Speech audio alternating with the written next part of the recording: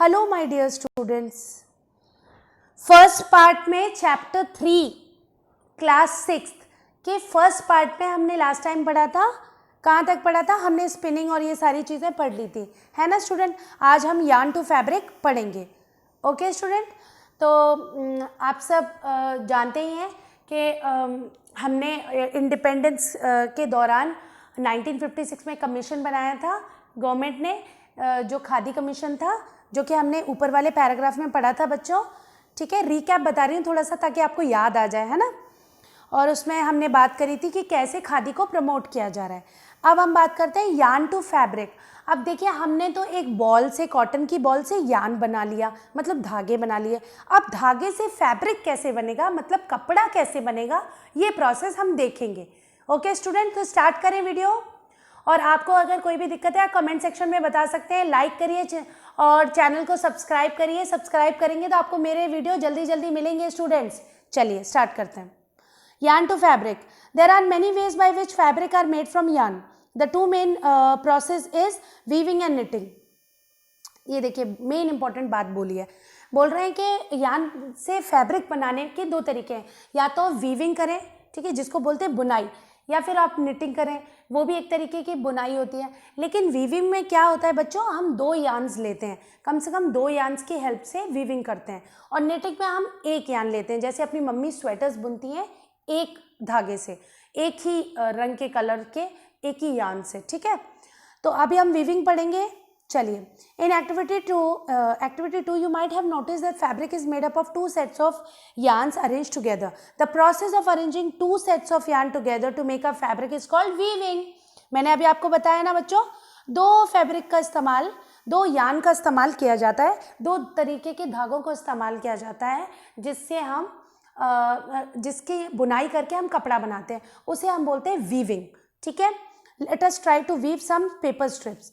हम paper strip को try कर सकते हैं वीव करके। कैसे? Take 2 sheet of paper of different colour, cut square pieces of length and width equal to 30 centimetre from each sheet. Now fold both the sheet into half. On one sheet draw lines as shown in figure. ये देखिए इस तरीके से।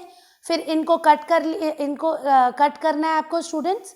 ठीक है, cut both the sheet along the dotted line and then unfold the weave and strip one by one through a cut in a sheet of paper as shown in figure. Shows the pattern after weaving all the strips. बेटा इस तरीके से आप design बना सकते हैं दो अलग कलर के पेपर से।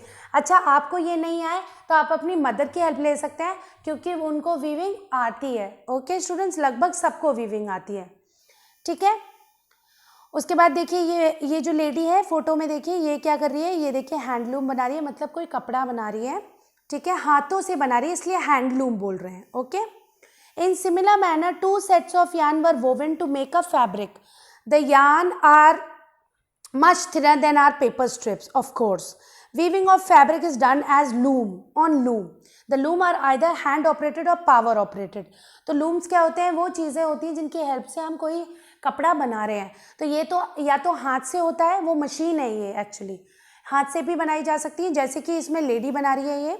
और फैक्ट्रीज में मशीन से भी बनाई जाती है, जिसमें इंसान की कोई ज़रूरत नहीं होती है। Okay student, knitting.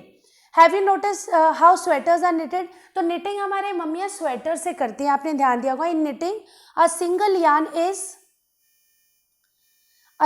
yarn is used to make a piece of fabric. Have you ever pulled the yarn from a torn pair of socks? What happened? A single yarn get pulled out continuously as a fabric get unravel. अगर आपने देखा होगा, आपकी mummy पुराना कोई sweater है, उसको हटा रही हैं, वो पुराना स्वेटर थोड़ा खराब हो गया, उसको उधेड़ रही हैं, तो आप देखेंगे एक धागा खींचती है, वो पूरा जल्दी जल्दी उधड़ जाता है ना स्टूडेंट। देखिए ये निटिंग चल रहा है ऊपर, ये देखिए ये निटिंग का काम चल रहा है। तो इस तरीके से अपनी मम्मी स्वेटर्स बुनती है ना। Socks and many other clothing items are made up of knitted fabrics. Knitting is done by hand and also on machines. तो आजकल मशीन्स पे भी हो जाती है बच्चों, और हाथ से भी होती है। हाथ से आप ध्यान देते हैं कि थोड़ी मोटे मोटे स्वेटर बनते हैं, लेकिन जो हमारी बाहर से मशीन से जो निटिंग आती है, उसमें जो स्वेटर्स होते हैं बहुत थिन होते हैं, है ना, बहुत पतले होते हैं। इसलिए आजकल लोग मशीन का ज़्यादा यूज़ करते हैं, पर हाथ से बने हुए भी अपनी इम्पोर्टेंस रखते हैं students.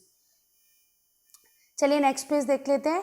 Weaving and knitting are used for making different kind of fabric. These fabric are used for a variety of clothing items. तो वीविंग और निटिंग दोनों ही बहुत इंपॉर्टेंट है स्टूडेंट्स, दोनों ही डिफरेंट काइंड ऑफ फैब्रिक बनाने में, अलग अलग कपड़े बनाने में इस्तेमाल होते हैं।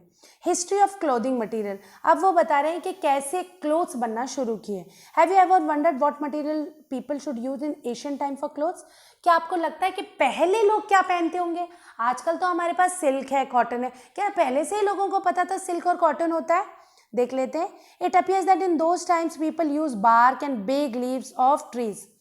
तो पहले जो लोग थे वो पेड़ की छाल, ठीक है, एनिमल्स की स्किन, जैसा आपने मोगली में देखा होगा, है ना, मोगली में वो जो उसकी जो पैंट होती है वो देखिए आपने, वो किसी जानवर की खाल की होती है ना।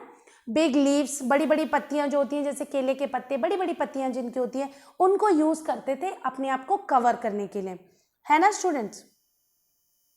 आप खुश हंस रहे होंगे, लेकिन बच्चों ऐसे ही होता था पहले, ठीक है। फिर after people begin to settle in agriculture community, लेकिन धीरे धीरे लोग सभ्यता में आने लगे, उनको पता चलने लगा कि खाना में पकाना चाहिए, और फायर डिस्कवर हो गया, लोगों को आग जलाना आ गया। धीरे धीरे लोगों में समझ आ गई, और समझ आते आते लोगों को लगा कि नहीं, हमें कुछ अलग तरीके के कपड़ों का निर्माण करना चाहिए, पहनना चाहिए। ये जो हम कपड़े पहनते हैं ये खुल जाते हैं, कई बार अलग हो जाते हैं बॉडी से, है ना। अब आप खुद सोचिए कि कितनी वो जो पत्तियां हैं वो सूख जाती होंगी जल्दी, है ना, तो वो मुश्किल होती होगी, उनको बार बार चेंज करना पड़ता होगा। After people begin to settle in agricultural community they learn to weave twigs and grass into mats and basket. धीरे धीरे उनमें क्या हुआ, ये सुई वाली चीज़ आ गई। धीरे धीरे वो क्या करने लगे, वो छोटी छोटी चीज़ों को सिलाई करने लगे by the help of different अलग जो पत्तियां, पतली पतली पत्ती होती थी, उनको लेकर बड़ी बड़ी मोटी मोटी पत्तियों को वीव करना शुरू किया, जैसे बास्केट बनाना, जैसे आपने अभी वीविंग की थी ना ऊपर पेपर से, इसी तरीके से बास्केट बनाना, यूटेंसिल्स बनाने लगे वो इसी की हेल्प से, लकड़ी के, है ना।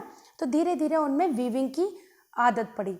The early Indians wore fabric made up of cotton that grew in the region near the river Ganga. तो सबसे पहले कॉटन का हमें पता चला कि भाई कॉटन लोग पहनते थे कहाँ, गंगा के आसपास के जो नदी किनारे जो लोग सेटल होते थे वहाँ पर जंगलों में, वो ये सारे कपड़े पहनते थे। उसके बाद देखिए क्या हुआ, is also a plant that gives natural fibre. In ancient Egypt cotton as well as flax were cultivated near the river Nile and were use for making fabric. तो इजिप्ट जो देश है वहाँ पे भी कॉटन बेटा फेमस था, ऐसी बात नहीं है।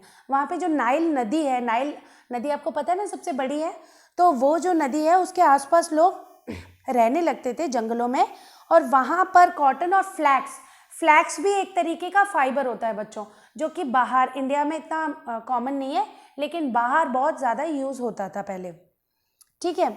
In those days stitching were not known, people simply drape the fabric around different parts of their body. Many different ways of draping fabric were used. With the invention of sewing needle, people start stitching fabric to make clothes. अब क्या हुआ कि पहले लोगों को stitching तो आती नहीं थी बेटा, सिलाई बुनाई तो आती नहीं थी, है ना, तो वो क्या करते थे, ऐसे ही लपेट लेते थे। ड्रैपिंग माने लपेटना, अपनी बॉडी पर लपेट लेते थे कपड़े, जो भी मतलब जो भी कॉटन की चीज़ें होती थी या जो भी पत्ते वगैरह सब ड्रेप कर लेते थे अपने ऊपर, है ना। लेकिन धीरे धीरे स्टिचिंग आ गई, है ना, सुई बन गई, स्टिचिंग आ गई, लोग फैब्रिक का यूज़ करने लगे सिलने के लिए, इन्वेंशंस हो गए अलग अलग, ठीक है। उसके बाद धीरे धीरे साड़ी, धोती, लुंगी, टर्बन आपको पता है ना, पगड़ी, जो अपने सिख जो समाज है ज़्यादातर वो लोग टर्बन का यूज़ करते हैं, है ना। जो सिख्स होते हैं, पंजाबी होते हैं, जो सरदार होते हैं, वो लोग पहनते हैं टर्बन को, ठीक है। Use one unstitch piece of fabric.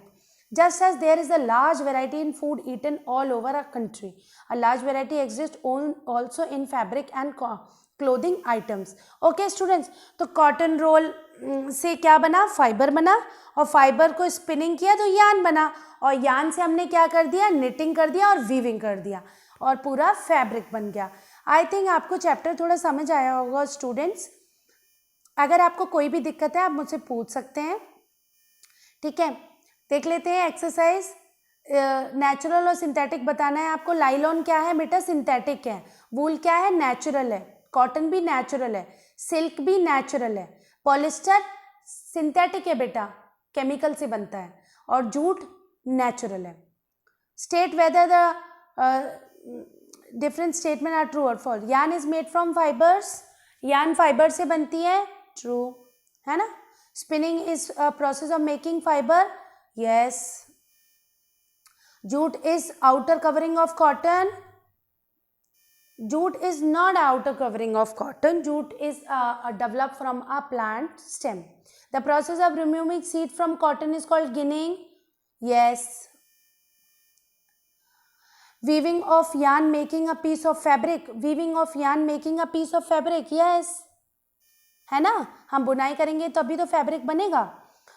Silk fibre is obtain from the stem of plants, yes. Silk fibre, no, silk fibre हमें कहाँ से मिलता है?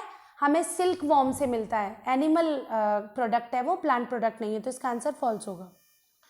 Polyester is a natural fibre, no, false है इसका आंसर। पॉलिस्टर एक केमिकल फाइबर है, ठीक है student. Plant fibre are obtain from, plant fibre are obtain from cotton and jute, है ना। Animal fibre are animal fibres are dash and dash, कौन कौन से हैं?